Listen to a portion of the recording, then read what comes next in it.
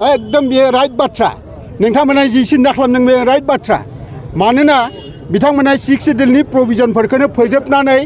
दिनै एकेबारे मोनफानि उनाव मोनफा लांगासिनो दङ नोंथांमोना मिथिना मोनबाय फरेस्टनि रयेल्टिया आसाम गभर्नमेन्टआ दा खांसै बिथांमोना माने लानानै थांबाय दिनै बिटिसिआव मोननै पस्टआ केबिनेट रेंकनिमोन मोनसे जाहैबाय चिफनि आरो डिपुटिनिमोन गतिके दिनै डिपुटि चिफआ बिटिसिनि डिपुटि चिफआ दिनै केबिनेट रेंकनि नंलिया बिथांनि स्टेटासा दिनै केबिनेट रेंकनि नंलिया अनलि चिफआल' केबिनेट रेंकनि गतिके बेखौबो लांनाय जाबाय दिनै प्रिन्सिपाल सेक्रेटारि जायखौ जोङो मोननो हादों भारत सावरायनानै बे प्रिन्सिपाल सेक्रेटारिखौ सोलायनानै दिनै बानायबाय डिग्रेडेसननि माने नेरसोनथि बियो गतिके जोङो मोनफानि उनाव मोनफा जोङो गोमालांनायखौसो नुनो मोनबाय दाख्लैबो रिसेन्टलि दिनै 1 सप्ताहनि सिगाङाव जेरावनाखि CGM कर्ट दंखायोमोन मुसलपुराव बेखौ दिनै जोगारनानै तामुलपुरनि पुलिस स्टेसन गरेस्वर पुलिस स्टेसनखौ दिनै माने रङिया कर्टआव बेखौ लाबोबाय जों बेखौ धिक्कार होदों दिनै प्रमद बर'आ मा बुंदों बिनि थाखाय खामानि माव बिनि थाखाय मानो बिदि लांजानांगौ जायखौनाखि जोङो 2003 सननि उनाव जोङो मोनखाबाय आइन जाबाय भारतनि संबिजिताव हाबखाबाय बे हाबखानायखौनो दिनै मानो जोंखौ नेग्लेक्ट खालामखो गतिके जोङो बे हिसाबै जोङो गोजोननाय गैया दिनै आसाम सरकारनि माने सायावबो जोंहा गोजोननाय गैया मानोना बिथांमोना दिनै मोनफानि उनाव मोनफा एकदम जोंनि पावारफोरखौ लांनो थाखाय नाजागासिनो दं जेरै जोंनि बेयाव लिरखानाय दं 6 सिडिउलाव डिसिखौ जोङो बाहायनो हाया आरो बाहायनांगौब्ला बे आइन जानानै फैनांगोन आइन मथे जोङो बिदोंमोन नाथाय बे आइनखौ नेवसिनानै बिथांमोना होआलाबासिनो दिनै डिसिनियाव 16टा डिपार्टमेन्टखौ जाबसिनना होनानै दिनै बिथांमोना जोंनि उन्नयनखौ एकदम फासयनानै दोनबाय जोंखौ 50 बोसोर फासयनानै दोनबाय दा बेनि थाखाय जोङो फिन खावलायहरदों रायजो राजाफोरखौ जोङो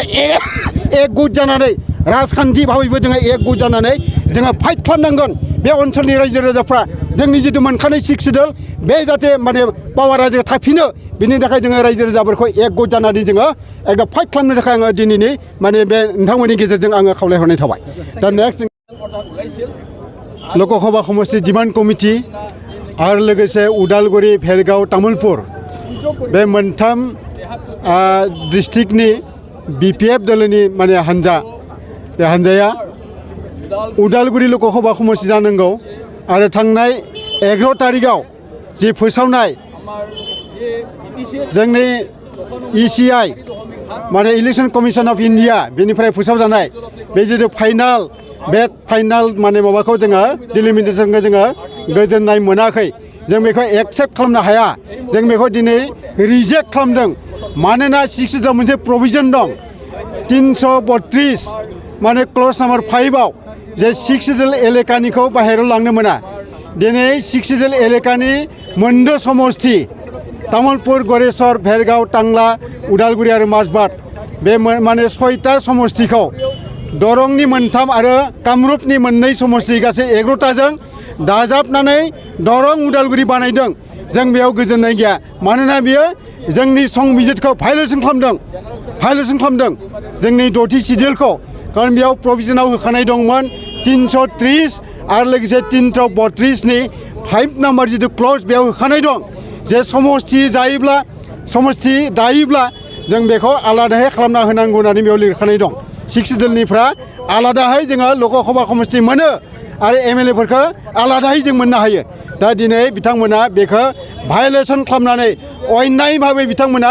एकेबारे जोङो दरंनि 3जों आरो माने कामरुपनि 2जों दाजाबनानै गासै 11टा लकसभा माने बिधानसभा समष्टिजों मोनसे दरं उदालगुरि मुंनि बानायनानै हरदों जों बेयाव गोजोननाय गैया जोङो कुनुदिन जों बेखौ एक्सेप्ट खालामनाय नङा आरो जों बेखौ रिजेक्ट खालामदों आरो भबिष्यत जोङो खावलायबावदों जोंनि भारतनि इलेक्शन कमिशनारखौ जाहाथे बिथांमोना मोजाङै सिन्था खालामनानै आरोबाव जोंनि उदालगुरि लकसभा समष्टिखौ थाबैनो बानायना होनांगौ बेयाव आसाम गभर्नमेन्टनिबो खैसारि दङ बेयाव जों हमनो हाखानाय आसाम सरकारा जिखौ बानायनो थिनदों बेखौनो बानायना हरदों जों बिदि हिसाबै जोङो माने मिथिना मोन्दों कारण जोङो एसे मिथिना मोन्दों आसाम सरकारा बहुद बार माने बिथांमोना सावरायदों बे बाथ्राखौ जोङो मिथिनानै मोन्दों गतिके बिथांमोना सरकारनि मथेसो बानायनानै होबाय जोंनि रायजो राजाफ्रा जेरैबायदि नागिरदों आइना मा बुंदों बेखौ बिथांमोना नेवसिनानै गावसोरनि गोसो मथन बेखौ बानायनानै हरदों ओंखायनो जोङो बेखौ आजावनो जों हाया जोङो 2003 सननि 10 फेब्रुवारियाव जितु बिटिएनि एकर्ड जादों बिटिसिनि एकर्ड जादों बे एकर्डनि 4.7 नम्बर क्ल'जआव बिथांमोना कमिटमेन्ट होदोंमोन बै समावनो मा कमिटमेन्ट जि समावनिखि डिलिमिटेसन जागोन बै समाव नोंथांमोननो 6 सिडुलनि सिङाव थानाय जेसेबां गामि दं बेफोरखौ लानानै माने विधानसभा समष्टि बानायनानै होगोन एमएलएनि समष्टि बानायनानै होगोन आरो एमपिनि समष्टि बानायना होगोन होननानै बे 4.7 नम्बर क्ल'जआव होखानाय दंमोन रोखा रोखा लिरनाय दं गतिके बे लिरनायखौबो बिथांमोना दिनै आथिंजों जोगारनानै गावनि खुसि मटन बानायनानै हरदों बेयाव जोंहा गोजोननाय गैया जोङो ओंखायनो जोंहा खावलायबावदों भारतनि निर्बाचन आय'गखौ इमिडियेटलि सिन्था खालामफिननानै बेखौ जाहाथे उदालगुरि लोकसभा समष्टि हिसाबै बानायनांगौ आरो बे रायजोनिनो डिमान्ड जोंनि बाक्सानि डिमान्ड जोंनि उदालगुरि जिल्ला बाखि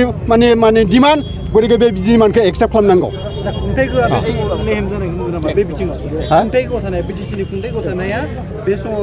जोबोर लाजिथावना बाथ्रा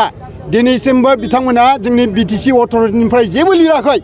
जेबो बुङाखै ओंखायनो जोङो धिक्कार होदों प्रमद बर' सरकारखौ बिथांमोना दिनै जुदि स्टेप लानायमोनब्ला गावसोर सरकार हिसाबै जुदि प्रप'जाल हरनायमोनब्ला इसिआ बेखौ नाकच खालामनो हानाय नङामोन दा ओंखायनो बेयाव जेबो रुल गैया जिखिनि 15टा समष्टि बानायना हरदों बेयाव बे सरकारनि प्रमद बर' सरकारनि बेयाव जेबो माने बेयाव भान्डारि गैया मानो माने 3079 खन रेभिनिउ भिलेज दं हाग्रा बंग्रा गासै दङ टटेलि प्राय 9000 स्कुवेर किल'मिटार बे 9000 स्कुवेर किल'मिटार बेखौ जोङो 2003 सननि 10 फेब्रुवारियावनो जोङो मोननो हादों आरो बे मोननो हानाय हिसाबैसो दिनै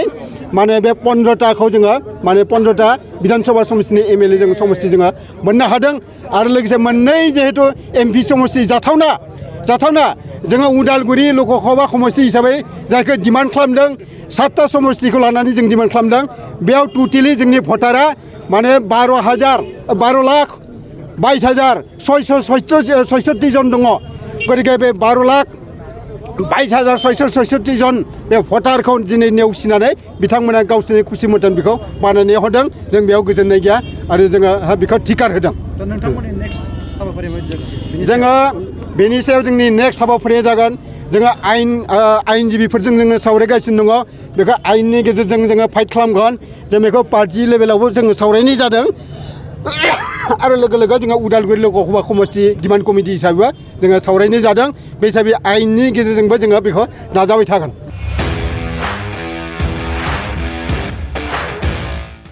इन्डिपेन्डेन्स डे स्पेशल अफार लाबोदों सेरफांगुरियाव थानाय फुंखा इन्टारप्राइज बाजाज श'रुमा बाजाज बाइक सालायनो मोजां मोनग्रा सुबुंफोरनि थाखाय गाहाम खौरां क'क्राझार जिल्लानि सेरफांगुरियाव थानाय फुंखा इन्टारप्राइज बाजाज श'रुमा होगासिनो दं 31 आगस्तसिम इन्डिपेन्डेन्स डे स्पेशल अफारनि एक्सेन्ज